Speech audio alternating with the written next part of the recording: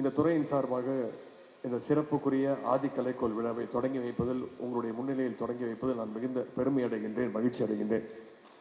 இங்கே உங்களுடைய அமைச்சர் திரு மதிவேந்தன் அவர்கள் பேசும்போது குறிப்பிட்டார், நான் கொடுத்த நேரம் 3/4 மணி நேரம், 10 மணிக்கு வந்து விடுவேன், 10:45 கிளம்ப வேண்டும், 11 மணிக்கு முதலமைச்சர் தலைமையில் ஒரு ஆய்வுக் கூட்டம் என்று.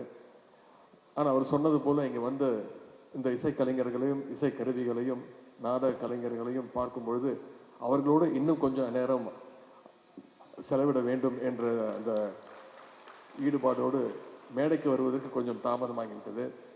உங்களுடைய அமைச்சர் மதிவேந்தன் அவர்கள் நிறைய பேச வேண்டும் என்று நிறைய குறிப்புகள்லாம் எடுத்து வந்தார். அவரால் பேச இயலவில்லை. நிச்சயமாக இந்த நிகழ்ச்சி 3 நாட்கள் நடக்கிறது. இந்த 3 நாட்களில் அவருக்கு நிச்சயம் பேசுவதற்கான அந்த வாய்ப்பு கிடைக்கும். அப்பொழுது அவருடைய குறிப்புகளை எல்லாம் அவர் நிச்சயமாக இங்கே எடுத்து உரைக்கலாம்.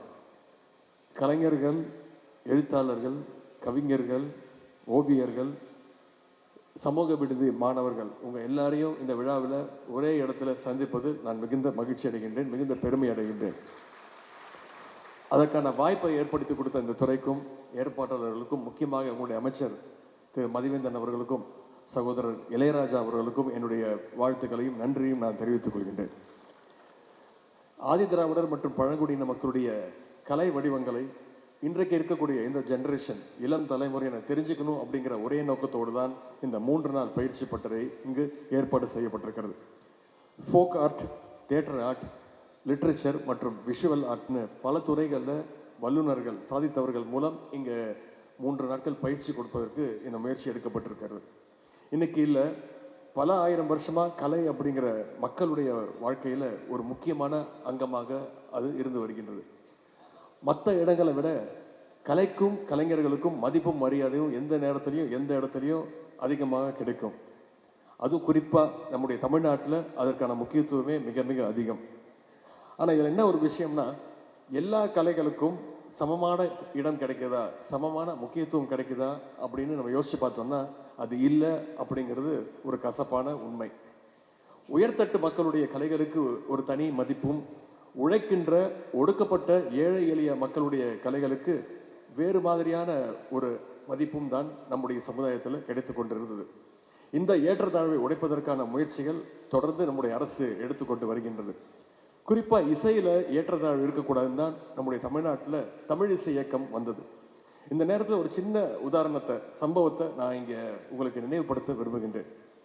1946ஆம் ஆண்டு தஞ்சை மாவட்டம் திருவையாறு தியாகராஜர் உற்சவம் நடந்தது. அந்த காலகட்டத்தில் முத்தமிழர் கலைஞர் அவர்கள் தந்தை பெரியார் அவர்கள் நடத்தியிருந்த குடியரசு பத்திரிகையில் வேலை பார்த்துட்டு இருந்தார், பணியாற்றி கொண்டிருந்தார். அப்போ தண்டமாடி தேசிகர் என்பவர் தியாகராஜர் உற்சவ மேடையில் ஒரு தமிழ் பாட்டு பாடினார்.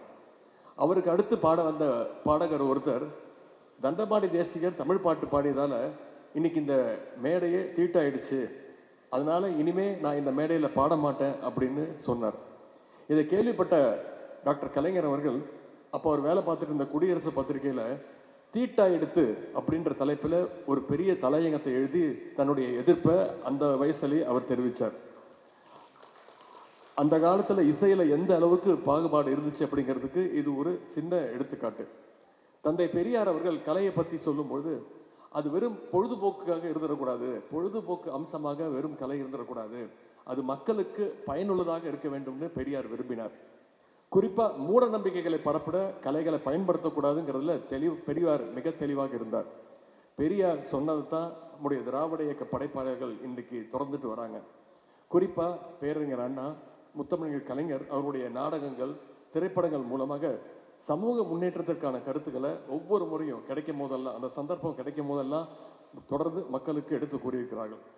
ஆதி திராவிடர் மக்களுடைய நாட்டுப்புற பாடல்கள் எல்லாம் ஒடுக்கப்பட்ட மக்களுடைய விடுதலைக்கான குரல்களாக இருந்திருக்கிறது. நாட்டுப்புற பாடல்களை கேட்டோம்னா சமூக கொடுமைகள், இயற்கை சீற்றங்கள் இருந்து மக்களை காப்பாற்றியவங்களை அடித்தட்டு மக்கள் இன்னமும் தங்களுடைய ஹீரோவா கொண்டாடிட்டு இருக்காங்க. அந்த ஹீரோக்கள் எல்லாம் பெரும்பாலும் ஒடுக்கப்பட்ட சமூகத்தில் இருந்து வந்தவங்களா தான் இருப்பாங்க.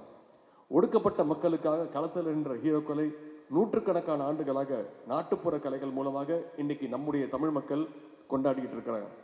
அடித்தட்டு மக்களுடைய கலைகள், அது பாடலாக இருக்கட்டும், ஆடலாக இருக்கட்டும், நடனமாக இருக்கட்டும், இலக்கியமாக இருக்கட்டும், ஓவியமாக இருக்கட்டும், அதில் ஒரு விதமான ஏக்கம், கோபம், எதிர்பார்ப்பு எல்லாமே இருக்கும். அடித்தட்டு மக்களுடைய கலைகள் இருக்கிறதா மக்களுடைய தமிழ்நாட்டுடைய உண்மையான வரலாறு. இன்னைக்கு ஒடுக்கப்பட்ட மக்களுடைய பார்வையிலிருந்து சமுதாயத்தை பார்க்கும் படைப்புகள் பல வடிவங்கள்ல வந்துகிட்டு இருக்கு. இப்படிப்பட்ட கலை வடிவங்களை இன்னும் ஒரு பரந்துபட்ட தளத்தில் கொண்டு போய் சேர்க்கணும். எளிய மக்களுடைய கலைக்கு உரிய அங்கீகாரம் கிடைக்க வேண்டும். அந்த நோக்கத்தோடு தான் நம்முடைய அரசு இந்த விழாவை இன்னைக்கு இவ்வளவு சிறப்பாக ஏற்பாடு செய்திருக்கிறது.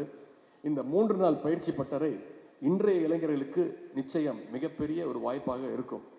இன்னைக்கு ஆதி திராவிடர் பழங்குடியினுடைய கலை, இலக்கியம், பண்பாட்டை வளர்த்தெடுக்க ஏராளமான முன்னெடுப்புகளை நம்முடைய அரசு தொடர்ந்து செய்து கொண்டிருக்கிறது. களமாடு அப்படிங்கிற முன்னெடுப்பு மூலமாக ஆதி திராவிடர் பழங்குடியின மாணவர்களுக்கு கலைத்திறன் முகாம்கள் தொடர்ந்து நடத்தப்பட்டிருக்கு. தமிழ்நாடு ஆதி திராவிடர் கலை இலக்கிய கழகத்தின் மூலம் தேர்ந்தெடுக்கப்படுகின்ற சிறந்த எழுத்தாளர்களுக்கான அந்த பரிசு தொகை 50 ரூபாயிலிருந்து இன்னைக்கு நம்முடைய முதலமைச்சர் அவர்கள் 1 லட்சம் ரூபாயாக உயர்த்தி கொடுத்திருக்கிறார். அதே மாதிரி ஆதி திராவிடர் மக்களுடைய கலை, இலக்கியம், வாழ்வியல், பண்பாடு, கலாச்சாரத்தை பிரதிபலிக்கின்ற இலக்கிய படைப்புகள் ஆங்கிலத்திலையும் டிரான்ஸ்லேட் செய்யப்பட்டு கொண்டிருக்கிறது. தொல்குடியினர் தின விழா ஒவ்வொரு வருஷமும் பழங்குடியினர் உண்டு உறைவிட பள்ளியில தொடர்ந்து நடத்திட்டு வரோம். இதுல மாணவர்களுக்கு பல வகையான போட்டிகளும் நடத்தப்படுகின்றது. பழங்குடியின மக்களுடைய மொழிகளை பாதுகாக்க 3 கோடி ரூபாய் வரை செலவிடப்பட்டு ஒளி ஆவணங்களாக பதிவு செய்யப்பட்டு தொடர்ந்து அந்த சேவைகளையும் நம்முடைய அரசு செய்து கொண்டிருக்கிறது. ஆதி திராவிட மக்களுடைய கலைகளை அனைத்து மக்களுக்குமான கலைகளாக ஆக்குவதற்கு இது போன்ற பயிற்சி பட்டறைகள் தொடர்ந்து நடைபெற வேண்டும். இந்த துறை அதை தொடர்ந்து நடத்தும் என்ற நம்பிக்கை எனக்கு இருக்கின்றது. அதற்கு எல்லா வகையிலும் இந்த திராவிட மாடல் அரசும் நம்முடைய முதலமைச்சர் அவர்களும் உங்களுக்கு துணை நிற்பார்கள். இந்த 3 நாள் பயிற்சி பட்டறை சிறப்பாக அமையட்டும். இதில் பங்கேற்கக்கூடிய இளைஞர்கள், மாணவர்கள் உங்களுடைய திறனை வளர்த்து கொள்ள என்னுடைய வாழ்த்துக்களையும் பாராட்டுகளையும் நான் தெரிவித்துக் கொள்கின்றேன். இந்த விழாவை மிகச் சிறப்பாக ஏற்பாடு செய்திருக்கிற உங்களுடைய துறையினுடைய அமைச்சர் சகோதரர் மதிவேந்தன் அவர்களுக்கும், தாட்கோவுடைய தலைவர் என் அருமை சகோதரர் இளையராஜாவுக்கும், அரசு அதிகாரிகள், விழா ஏற்பாட்டு குழுவினர் அத்தனை பேருக்கும் மீண்டும் என்னுடைய வாழ்த்துக்களை தெரிவித்து இந்த வாய்ப்புக்கு நன்றி கூறி விடைபெறுகின்றேன். நன்றி, வணக்கம்.